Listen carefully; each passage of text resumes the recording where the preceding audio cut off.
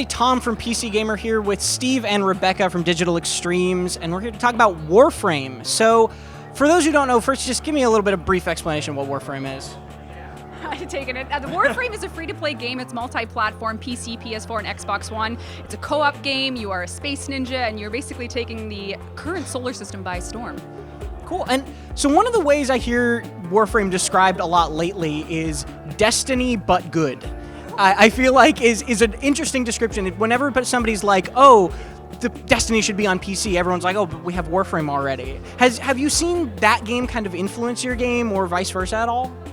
Yeah, I mean, when we started demoing Warframe about 3 years ago, I think, we met some of the guys from Bungie who were like, yeah, we love Warframe and we're playing it. And I was kind of like, oh, uh-oh. But yeah, I mean, we love that game, and I think there's a lot of, maybe there's cross-pollination that happens. Maybe they've seen things that we've done that we've liked, and we try to kind of do counter-programming to them a little bit, to be honest.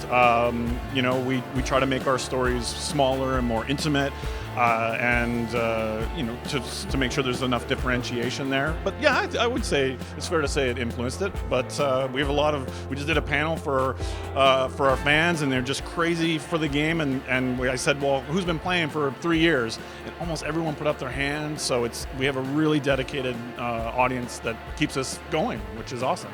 You guys Warframe has been out for 4 years at this point, and October 2012 was when the alpha started. That was closed, yeah. So you are right, 4 years this year. Yeah.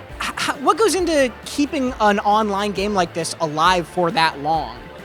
The players and their dedication and their belief in us as developers and as people that interact with them and give them they work with us on the game's future, and when they want more frames, whatever they want, we do it with them, and it's a bit of a simultaneous community feedback development and keeping them interested in what is essentially just fun that you can unplug and play. It's a shooter, it's space ninjas, you're powerful.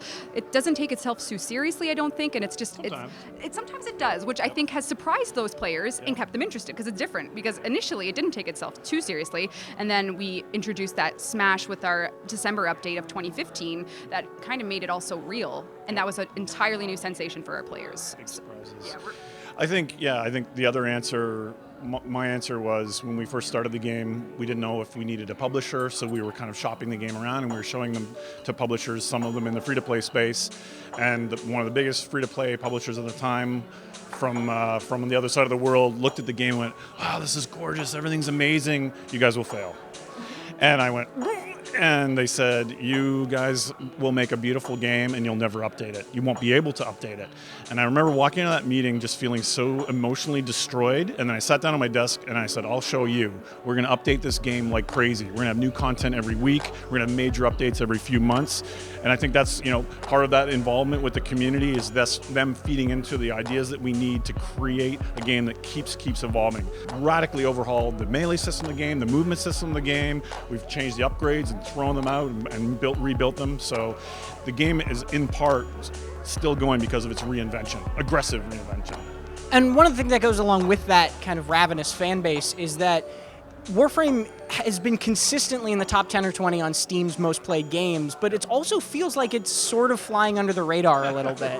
Right. I know, it is true, and I always kind of consider us this rogue success story, because you don't see you just don't see it out there the same way you do the other titles you mentioned, like Destiny, and and there's really nothing else like it as well. Like, when it comes to cooperative space ninja games, you don't have much there. To me, I look at it and I look at that fact that we are always up on the top of most played games, but we're just not, we only really focus on our own little world, and I don't want to call it a bubble because sometimes that has a horrible connotation in tech, but it's kind of is this just little, everyone that plays Warframe loves it. They like interacting with the player base, and the cooperative community is just so different because it really isn't a PvP-focused game. So I think all those elements play into it being something that is casually enjoyed by so many people, as the stats suggest, that just enjoy it together while they're in the moment. Well, let's talk a little bit about PvP then, because you guys announced a new PvP mode that's coming out called Lunaro. Yep. Can you tell me a little bit about what that is? Lunaro is kind of our PvP for people that don't want a PvP. One of the things that I mean, we have a very small PvP team that works on Warframe, and we have a very large audience who felt like, here's Warframe giving me something I don't get elsewhere in free-to-play, because they tend to be all PvP, they tend to be all arena-focused, and in Warframe it's much more, maybe a little bit more Diablo feeling than those other free-to-play titles. You come together, you work together as a team.